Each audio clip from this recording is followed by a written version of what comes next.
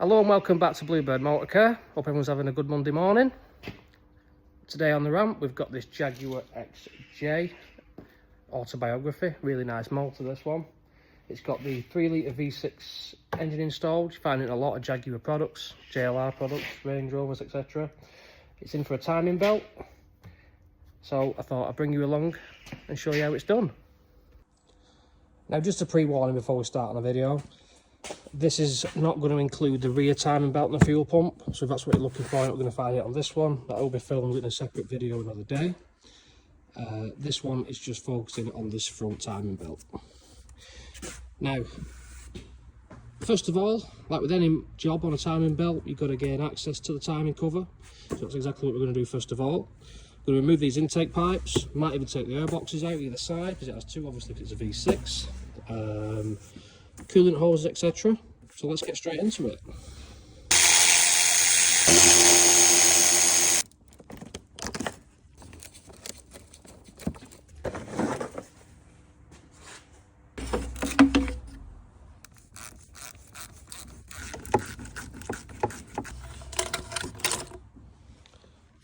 So now that we've got the airbox taken out on both sides and the intake pipes, we have started to make plenty of room up. We can see much more of that timing cover.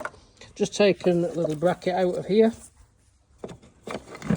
This little vacuum chamber, taking that out as well. The top of the timing cover. I'm going to go for the auxiliary belt soon. I'm going to remove that.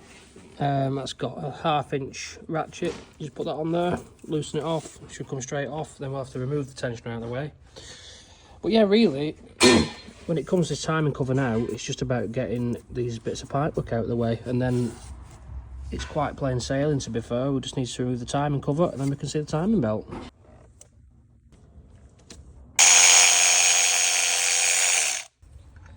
That's auxiliary belt tensioner taken out. It's worth noting that when you're putting it back on, that belt's got to run round the tensioner, so before you bolt it on, make sure you have the belt over it first.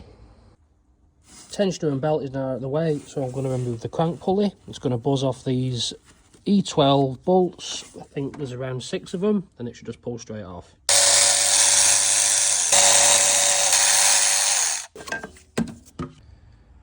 So now that we've got the crank pulley removed, we're going to go ahead and take all the 8mm bolts out the timing covers and get them all taken out so we can see that timing belt.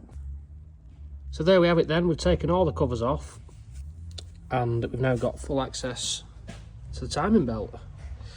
Now it's on to timing it up.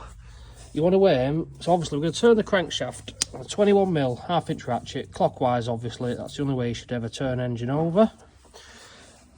We want this mark on the camshaft to be around about here. Same with this side, around about here. That's where the timing pins are going to go. We're going to get the cams roughly in position first, and then we're going to lock the crank.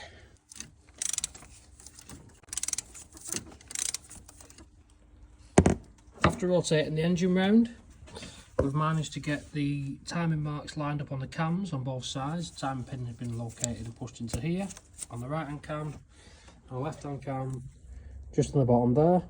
Now we're going to raise the vehicle up and I'm going to show you where we lock the crank. So we've now got the car in the air, and let me show you where the crank locking tool slots into. I've had to unbolt the starter motor. Don't have to take it out all the way on this particular model, but I think on some you might have to remove an engine mount and lift the engine up a bit just to gain a bit of access. There's a hole just up here, and that is where your timing tool slots into. Now it's, as you can see, it's difficult for me to show you the slot where it goes into. Show you the tool itself. Well, I think it's this one. It just slides into that hole, and then you're good to go. And there we have the tool slotted in, just up there. I don't know if you can see, but it just goes through the engine casing into the back of the flex plate. And you know it's in a bang on position, so let's lower it back down and then take the timing belt off. So I've now got the crank locked in position along with the cams. Time to remove the timing belt. So what we're going to do is we're going to loosen off this tensioner pulley. I think it's a 17mm. Just undo that. I'm going to stick an Allen key in here, turn it to the left hand side, and that should release tension on the belt and we'll pull it off. the tensioner loosened off. I'll be able to pull that belt off now.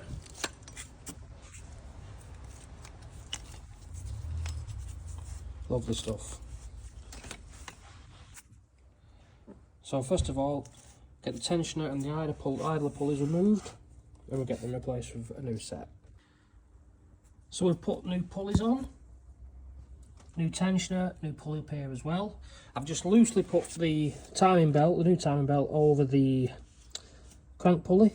Now they come with a tool of timing kits on these, which is like this little horseshoe bracket which fits over this crank pulley. You press it up and it keeps that belt nicely in position. What I need to do now is I need to undo these 13mm bolts on the cams. Then I need to turn them both in a clockwise direction, and once we've done that we can feed the belt around the cams and the pulleys. That's the cam pulleys undone, just loose.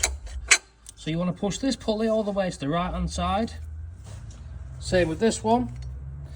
Then we're going to go ahead, I'd like to be able to film it, but unfortunately I can't because I've got someone tooled down, I haven't got anyone tooled the camera. But what you need to do is you need to feed the belt on over this pulley, then around this cam, under that pulley, onto that camshaft on the left hand side, and then just pop it over the tensioner. So we pulled the timing belt over all the pulleys, that's looking good. Now we've got to deal with tensioning the belt.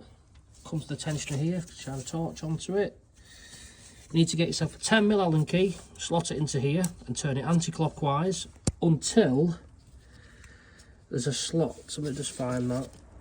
This slot here will have a pointer aligned with it once you've turned it round enough. I'll show you that once it's in position. So you put your 10mm Allen key in that slot and you want to turn it round until them two notches meet each other. Just there, but try and zoom in. Just there, and that is where you want it. Then you tighten it up to 24 Newton meters. So that's all locked in position now where it should be. If you're actually doing the job yourself, it's easier to see with your own eyes exactly how it works rather than me explain it, to be honest, but it's pretty self-explanatory. Now that that's tensioned up, have a quick look at your belt. If you put some paint marks on, make sure they're all aligned. That's all good. 13mm on the cam pulleys. These bolts want to be torqued to 23 Newton meters. So I'm going to do that now.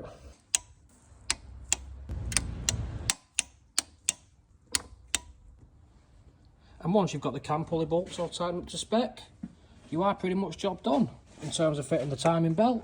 All you need to do now is remove your timing tools. And also don't forget to remove the crank tool as well. Then spin the engine round a couple of rotations, make sure all the lines still line up as they should, and then it's time to rebuild everything back up. So we've rechecked the timing, everything's spot on. We rechecked that tensioner's in exactly the same spot as it was before. Once the engine's been rotated, which it is, so it's time to rebuild the car. And there it is then, all rebuilt, ready for the first start. So let's not waste any time, let's start her up.